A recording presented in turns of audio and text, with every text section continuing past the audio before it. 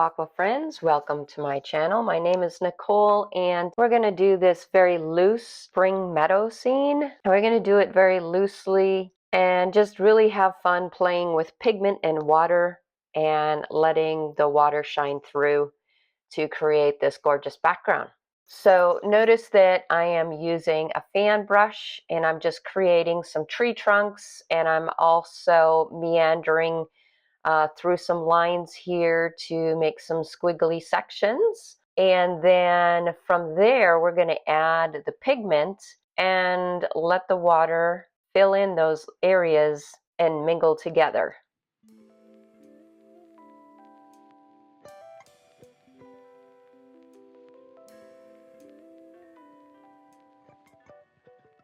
So once I'm happy with the amount of water that I have on there, I'm going to start putting the pigments down, starting with my lightest colors.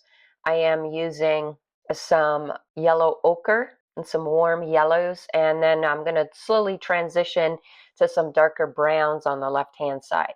So tilting your board, even making the pigment move more by using a spray bottle. It's a messy job, but it's so much fun. So once you're kind of happy with the basics, then you can increase that saturation of your pigment. I'm using a mop brush or quill brush.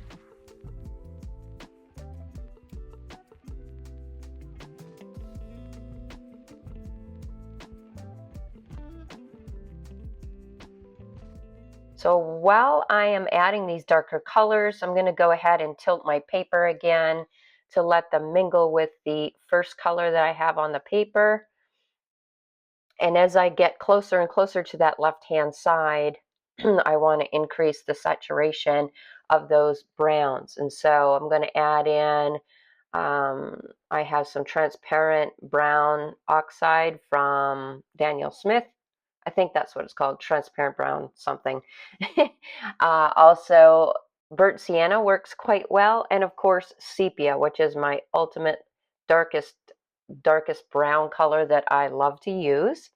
It's quite neutral, and I love to use sepia mixed with my greens, and it's really a great color to have in your palette if you like to do lots of landscapes.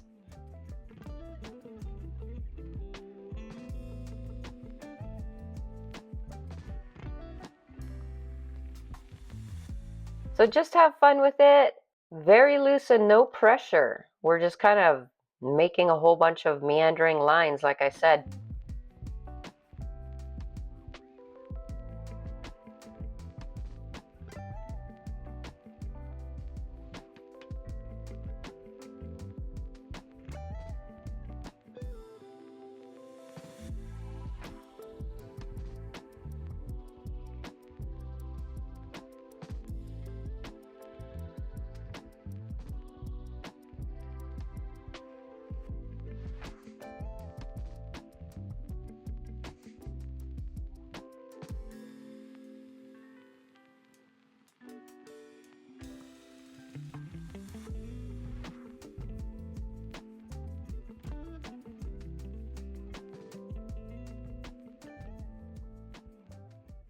Of course, I'll share the reference photo that inspired me to do this. Now I am dropping in some cadmium yellow in some spots here to represent some of those flowers and lighter areas that I see. Now we have this beautiful lush green in the foreground. So I'm going to re-wet that area so that I could get the paint to really spread nicely, starting off with the lightest colors that I'm seeing, and I'm using my green gold for that, along with any warm yellow in your palette will work.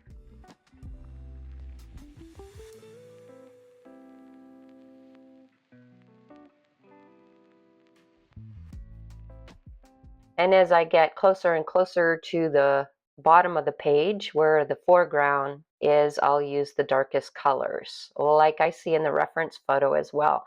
So I am using some areas, leaving some white spaces so that my paint will spread and kind of fill those in.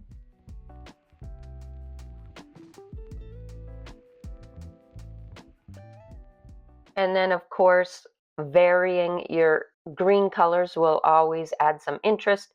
So some of the greens that I have in my palette, I have hooker's green, sap green, I have a dark shadow green, and then the lightest is that green gold that's such a pretty color.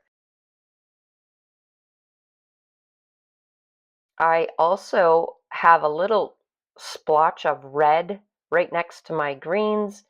And since those are contrasting colors, that's really going to darken up my greens. And so I'll grab some of that on my brush as well so that I get some really, really dark green. And guys, this is just a one layer painting. So you can always go back and add some detail. You could scratch in some weeds or grasses, tall grasses in the foreground if you'd like to. But if you like it soft and mysterious like this, a one layer painting is all you need to get the job done here to make it very interesting. And look at how gorgeous that turned out. Super fast, guys. This is take you less than a half an hour to create. Now, another thing that you could do to the foreground is add some salt. And when that salt dries, it's going to grab some of that pigment and make some very interesting effects in the foreground. You could also lift paint like you see that I'm doing, lifting a few areas with a damp brush. So that will give you the idea of some tall grasses. You could also scratch in some tall grasses. So I'm trying a couple things here, but I just kind of want everything pretty light and out of focus. I do like that I'm only used a very small amount of salt, so I'm just getting a tiny effect of that texture. I don't want to overdo it. So once you're happy with whatever techniques you used in the foreground, you're going to let that whole thing dry.